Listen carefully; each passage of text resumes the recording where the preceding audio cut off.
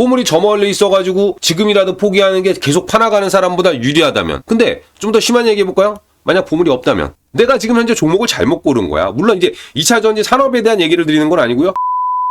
오늘의 영상은 2차 전지주 투자 난매과 관련된 얘기입니다. 2차 전지주 기업의 기술력에 대한 얘기를 드릴 건 아니고요. 캐즘에 의해 가지고 일시적인 주가 상승세가 멈춰 있는데 이게 사실 2차 전지뿐만이 아닌 모든 성장주들이 한 번은 겪어가는 구간입니다. 이런 구간에 투자자분들이 생각해 보셔야 될 문제가 어떤 게 있는지 그 얘기를 드리도록 하겠습니다. 지난 영상에서 LNF의 사채 상환이익과 재무 리스크 이야기를 드렸었고요. 2차 전지 기업 엔캠의 재무 리스크 이야기를 드렸습니다.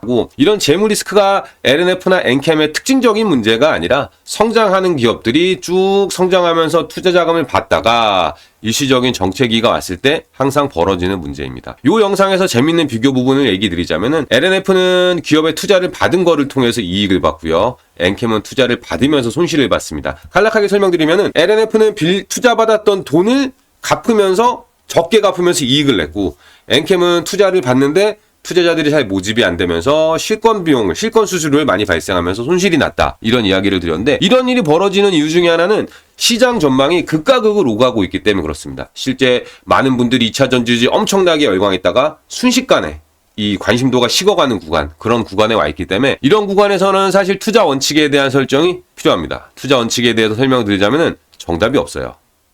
제가 드릴 수 없는 정답이 없는 것도 사실이고 어떤 분들이 오더라도 사실 정답을 드릴 수 없을 수도 있어요. 회사에 예산이 좀 많으면은 좀 엄청나게 뛰어나신 분을 섭외해가지고 설명드리면 되는데 회사에 예산도 없다 보니까 수준 낮은 제가 좀 설명을 드리게 됐습니다. 일단 투자 원칙에는 정답은 없고 개인적으로 제 얘기를 드리면은 저는 제 2차 전지 투자 전략은 실패했었어요. 그래서 어떤 부분에서 제가 2차 전지 투자 실패했었는지 얘기를 드리고 여러분들이 2차 전지주에 대해서 느끼시는 리스크 대비 수익은 어떨 것인가, 내가 처음 2차 전지에 투자할 때 원칙을 세웠던 그대로인가, 자기가 한번 점검해 보실 수 있는 시간 갖도록 하겠습니다. 장기 투자한 종목들에 보면은 요 그림 상당히 많이 나와요. 네버스탑 트라이앵이라고 장기 투자자가 투자를 포기하게 되면은 바로 눈앞에 있는 보석을 놓칠 수 있다는, 좀 더 들고 가라는 이런 그림을 보여주는데요. 전 개인적으로 이 그림 되게 싫어하는 편입니다. 초창기엔 저도 오랫동안 들고 있던 주식에 대해서 이 그림을 보면서 더 가져가야지라는 그런 생각을 가졌던 적이 있었는데요. 이런 투자 사이클이 여러 번 이어지고 나서 깨달은 게 있어요. 이 그림 보시면은 지금 현재 보물이 보이잖아요. 보물 바로 앞에서 이 땅을 파는 걸 멈췄어요. 이 그림을 보니까 나도 조금 더 기다리면 투자에 성공할 수 있겠구나 라는 희망을 가질 수 있는데, 만약에 보물이 멀리 있다면 어떨까요? 보물이 저 멀리 있어가지고 지금이라도 포기하는 게 계속 파나가는 사람보다 유리하다면. 근데 좀 더 심한 얘기 해볼까요?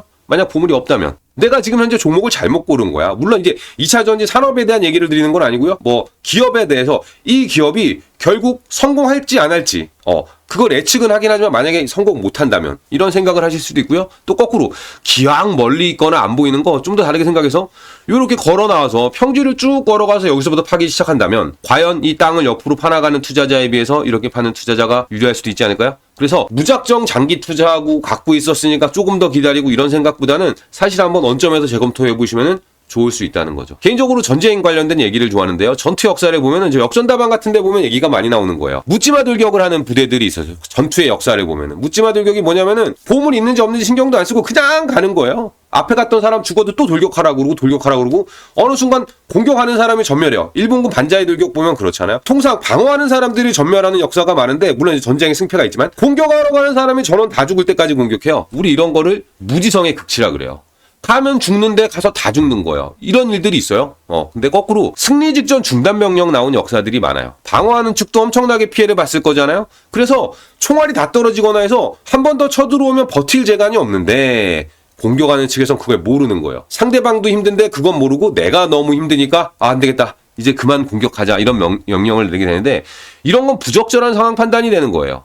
반면에 힘들지만 승리했다라는 거예요. 승리의 역사 보면 다 그래요. 쉽게 승리한 건 역사에 기록이 안 되잖아요. 힘들게 승리한 역사가 기록되는데 이 힘들지만이라는 말이 많이 달려서 힘든 게 아니에요. 엄청나게 많은 사람들이 다치거나 죽어버린 거란 말이에요. 그럼에도 불구하고 앞에 갔던 애가 죽었는데도 또 돌격하라, 해가지고 승리한단 말이에요. 우린 이거를 가지고 탁월한 승부사라고 불러요. 근데 사실 저는 개인적으로 썩 와닿지는 않거든요. 이제 이걸 비교하자면은 결과를 알면 답이 보여요. 묻지마 돌격을 계속한 거는 상대방이 강하다는 걸 알고 있으니까 이건 바보짓이었어 라고 생각하는 거고, 승리 직전 중단 명령도 상대방이 힘든 걸 몰랐잖아요. 물론 힘들었겠지만 우리가 지금 갔을 때 상대방이 무너질 거라는 걸 알았다면 그렇게 하지 않았겠죠. 그렇기 때문에 결과라는 걸 알고 보면은 답이 보이는데, 우리는 투자의 결과를 몰라요. 투자의 결과를 모르기 때문에 옳고 그름이 없다는 거예요. 묻지마 돌격한 게 좋은 건지 중단한 게 좋은 건지 이건 알 수가 없다라는 거예요. 그래서 이런 2차 전지 투자 관련돼서도 우리는 항상 정보의 비대칭성을 가지고 있어요. 모든 사람이 동일한 정보를 가지고 있는 것 같지만 그렇지 않다는 거예요. 간략하게 2차 전지라는 산업은 원래 있던 산업이에요. 전기차가 있기 전에 우리 스마트폰에 다 들어있는 거거든요. 근데 전기차로 붐업이 됐어요. 자동차의 판매 대수가 스마트폰 같은 거에 비해 매우 적기는 하지만 전기차 하나에 들어가는 배터리 용량이 스마트폰 대비 몇천 배 된다는 거예요. 그래서 원래 있던 산업이 전기차로 인해서 붐업됐다는 거. 그리고 사실 저는 이 내용을 알고 있었어요. 중국이 우리나라 옛날 과거 박정희 개발 시대처럼 뭐 경제개발 5개년 계획 이런 계획들이 있어요. 근데 그런 계획에 10년도 더 전부터 중국이 친환경차 투자 계획을 가지고 왔어요. 중국은 내연기관에서 해외에 비해 뒤떨어진 기술을 개발해서 따라잡으면 너무 오래 걸리기 때문에 그냥 내연기관에 대해서는 해외 자동차 회사들이 진출해서 사업을 같이 할 수 있게끔 충분히 열어줬어요. 그 과정에서 자동차 관련된 기술들을 중국이 많이 습득을 했고요.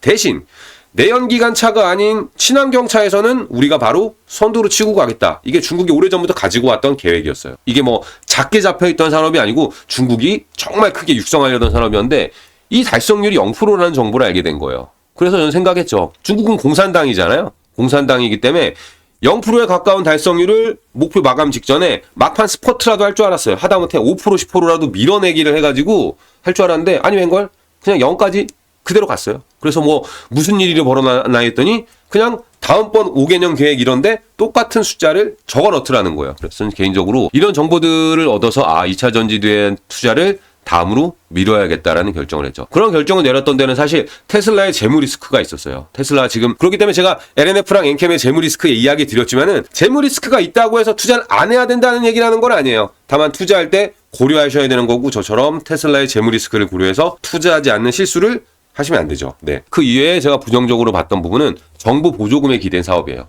과거에 동양제철학, OCI가 그랬죠. 태양광 산업이 초창기에 정부 보조금으로 인해 가지고 산업이 엄청나게 붐업이 됐는데 제가 봤을 때는 정부 보조금에 의해서 고수익을 냈던 사업이 매출 볼륨이 커져도 그 이익률을 유지할 수 있냐는 거예요. 정부에서는 기업들이 이익 내라고 보조금을 주는 게 아니에요. 기업들한테 투자하라고 보조금을 주는 거지 이 보조금만큼 이 기업이 지속적인 이익률을 가져가지는 못한다라는 거예요. 이게 지금 아마 마찬가지로 2차 전지주에도 적용이 될 거예요. 정부 보조금을 통해 가지고 2차 전지 기업들이 이익도 내고 투자도 하게끔 유도했지만 이 이익을 장기간 보존해 주려는 게 아니고 일단 투자를 일으키려고 했던 거예요. 그래서 시장에 많은 자금들이 2차 전지에 투자되게 만들었던 거죠. 근데 여기서 하나 빼먹었던 게 있어요. 테슬라 같은 경우는 주가 상승 이후에 재무 구조를 완벽하게 개선해버렸죠.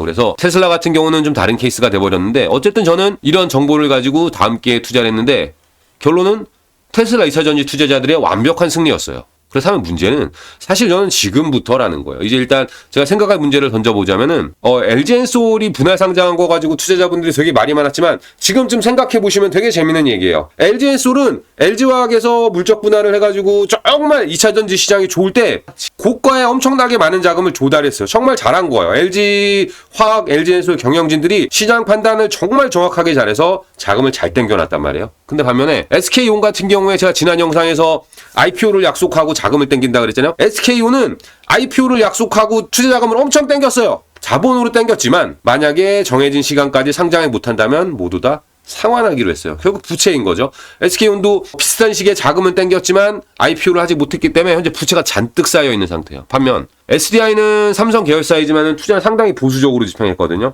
지금까지는 고가의 투자 잘한 LG 어쨌든 자본 막 땡겨가지고 투자 많이 했던 SK온에 대한 메리트를 줬었다면은 지금부터 재무 리스크 이슈가 불거지고 이렇게 되면은 한번 생각해볼 문제가 있죠. 그래서 제가 한번 차트를 3개 보여드릴게요. 이렇게 쭉 우상향한 기업이 있고요. 올라갔지만 한번 조정을 받고 전고점을 회복하지 못한 차트가 있어요.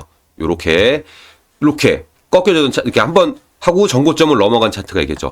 어떤 주식에 투자하시면 좋을까요? 어떤 주식? 자, 이렇게 해서 1번 투자자가 행복할까요? 2번 투자자가 행복할까요? 3번 투자자가 행복할까요?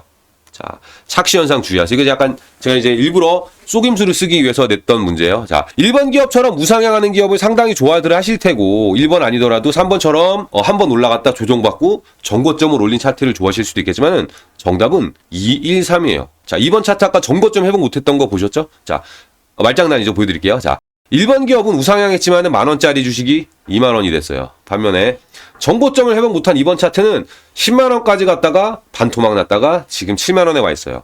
3번 차트는 정고점을 벗겨내고 올라갔지만 현재 주가는 15,000원까지밖에 안 와 있어요. 제가 장난친 것 같죠? 이렇게 차트만 보여드리고 당연히 2번 차트가 수익이 가장 적어야 되는데 거꾸로 2번 차트가 가장 수익이 많은 걸 보여드렸어요. 장기 투자할 때 차트를 보고 하시면 안 된다는 얘기를 드리는 건데 차트를 보면은 항상 차트의 가장 밑은 최저점, 차트의 제일 꼭대기는 최고점을 가지고 차트를 만들어요. 우리들 차트가 똑같은 모양을 그리는데 7배 올랐다고 해서 다른 차트보다 7배 위로 올라가 있진 않잖아요. 우리가 보는 차트는 절대 금액에 대한 차트가 아니라 상대 비율에 대한 차트를 보여주는 거예요. 그렇기 때문에 제가 조금 약 올리는 듯한 차트를 보여드렸지만 사실은 차트만 보고 투자 의사 결정을 하게 되면은 항상 이렇게 된다는 거예요. 물론 초단기 매매하시거나 단기 투자하시는 분들 차트를 통해 매매 수익을 얻으시는 걸 알고 있어요. 하지만 장기 투자자들 하시는 분들 같은 경우에는 차트만 보고 하게 된다면 큰 우를 범할 수도 있다는 얘기 드리는 거예요. 그렇다면 장기 투자자는 차트를 안 봐도 될까요? 전 절대 안 된다고 봐요. 장기 투자자일수록 차트를 절대적으로 보셔야 된다고 생각해요.